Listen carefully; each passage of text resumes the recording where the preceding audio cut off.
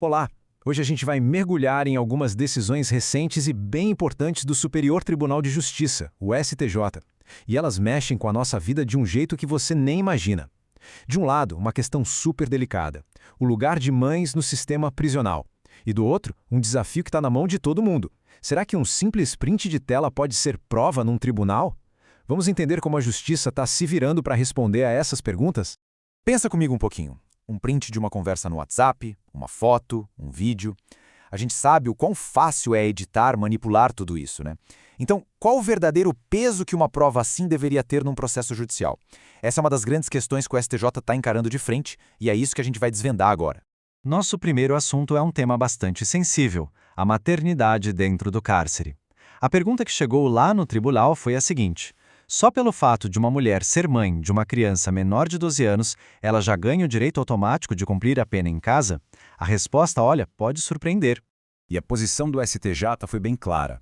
Apesar do princípio da proteção da criança ser sagrado, isso não cria um direito automático para a mãe ir para casa. O que o tribunal está dizendo é: calma lá, cada caso é um caso e precisa ser olhado com lupa.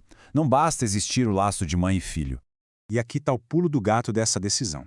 O STJ fez uma divisão bem nítida. De um lado, aquela ideia de um direito automático só por ser mãe, isso foi afastado. Do outro lado, o que a justiça quer ver de fato é a prova. Uma prova clara, sem sombra de dúvida, de que a presença daquela mãe é absolutamente essencial para a criança. A palavra-chave aqui é essa: imprescindibilidade. Tem que provar que ninguém mais pode cuidar daquela criança. E para a gente entender na prática, olha só esse caso concreto que o STJ analisou. A defesa não conseguiu provar que a mãe era indispensável. Por quê? Porque a criança já estava morando com a avó paterna e estava sendo bem cuidada. E mais, um relatório social confirmou que a criança estava se adaptando super bem ao novo lar. Ou seja, não tinha elemento nenhum que justificasse a prisão domiciliar naquele caso específico. Agora a gente muda de assunto e entra num verdadeiro campo minado: a prova digital. E aí voltamos para a nossa pergunta lá do começo, a do print de tela. Como é que a justiça pode confiar em algo que, por natureza, é tão fácil de adulterar? Para a gente entender a solução, a gente precisa conhecer um conceito que é fundamental: a cadeia de custódia. Tenta imaginar que a prova digital é uma encomenda super importante. A cadeia de custódia é tipo o código de rastreio completo dessa encomenda, que mostra cada passo que ela deu, desde a coleta até chegar no tribunal, garantindo que ninguém abriu, mexeu ou alterou o pacote no meio do caminho. E uma das ferramentas técnicas mais incríveis para garantir essa integridade é o tal do hash. Pensa no hash como se fosse a impressão digital de um arquivo de computador. É um código único. Se você mudar qualquer coisinho, por menor que seja, um pixel numa foto, uma vírgula num texto, essa impressão digital muda completamente. É assim que dá para saber se o arquivo que está no processo é exatamente o mesmo que foi pego lá na investigação. O grande problema é que essa integridade pode se quebrar em vários momentos. Lá no comecinho, na coleta, se o procedimento não for feito certinho, depois, durante o manuseio, na hora de extrair os dados, e claro, na hora de apresentar para o juiz, quando fica aquela dúvida se o que está ali é uma cópia fiel do original. Cada etapa dessas é um ponto de vulnerabilidade. Essa frase do STJ é simplesmente matadora. O que ela quer dizer é que duvidar de uma prova digital não é ser paranoico, é reconhecer um risco que faz parte da própria tecnologia. A chance de manipulação não é uma coisa de outro mundo, é uma característica do ambiente digital. Então, qual é a saída? Jogar fora toda e qualquer prova digital? Também não é por aí. A resposta que o tribunal tem dado é a proporcionalidade.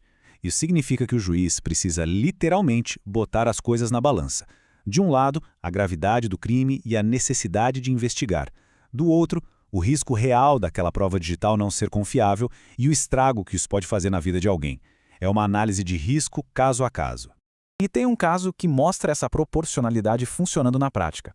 A prisão de uma pessoa era baseada principalmente em provas digitais. Só que a integridade dessas provas ainda não tinha sido confirmada por uma perícia técnica. Aí o STJ pensou: espera aí, manter essa pessoa presa agora é desproporcional. O que eles fizeram? Trocaram a prisão por medidas mais leves, tipo usar tornozeleira eletrônica até que a prova seja validada direitinho. Isso equilibra o jogo. A investigação continua, mas o direito à liberdade é respeitado. Agora vamos dar uma espiada no futuro. O STJ não está só apagando incêndio, resolvendo casos do passado. Ele está, de forma muito ativa, preparando o terreno, construindo as regras do jogo para grandes questões jurídicas que afetam milhares de empresas e de pessoas por todo o Brasil. E a grande ferramenta para isso são os recursos repetitivos. Funciona mais ou menos assim. Quando o tribunal percebe que a mesma dúvida jurídica está pipocando em centenas de processos pelo país afora, ele escolhe um desses casos para ser o caso modelo. A decisão que sair dali vira uma regra obrigatória que todos os outros juízes e tribunais do Brasil vão ter que seguir. É um jeito de padronizar, de botar ordem na casa e evitar decisões contraditórias para casos iguais. E quando um tema é escolhido para ser julgado nesse sistema, ele ganha um peso enorme. Ele vira um precedente qualificado. É um sinal de que o que for decidido ali vai muito além daquele processo específico. Vai virar regra geral, vai unificar a interpretação da lei no país inteiro. E já estão na fila os próximos 4 grandes temas que vão virar regra. Pensa no impacto disso. O tema 1408 vai dizer se sindicatos podem brigar na justiça por dinheiro de educação para os professores, o que mexe diretamente com o caixa de municípios e estados. O 1409 afeta qualquer empresa endividada. É fácil bloquear o faturamento dela ou isso tem que ser a última cartada? A resposta pode quebrar ou salvar uma empresa. O 1410 mexe com o direito de qualquer pessoa de processar o governo. O prazo para entrar com a ação começa a correr mesmo que o governo simplesmente ignore o seu pedido. E o 1411 resolve uma briga que se arrasta há anos sobre direitos de servidores de Rondônia. Cada um desses temas afeta a vida e o bolso de muita gente. Certo. Depois de passar por tudo isso, o que a gente tira de lição? O que fica de mais importante dessas decisões do STJ? Resumindo, ficam 3 recados bem claros. Primeiro, a justiça quer ver prova concreta, não achismo, mesmo em temas super delicados como a maternidade. Não basta só alegar, tem que provar. Segundo, a tecnologia mudou o jogo. Uma prova digital só vale alguma coisa se a integridade dela for garantida do começo ao fim. E terceiro, o STJ está mostrando seu papel de maestro, de unificar o direito para criar regras mais claras e estáveis para todo mundo. E isso tudo nos leva a uma reflexão final, né? Hoje a gente está falando de prints de tela. Mas e amanhã? Amanhã a gente pode estar discutindo se um vídeo feito por inteligência artificial, um deepfake, pode ser usado como prova para condenar alguém.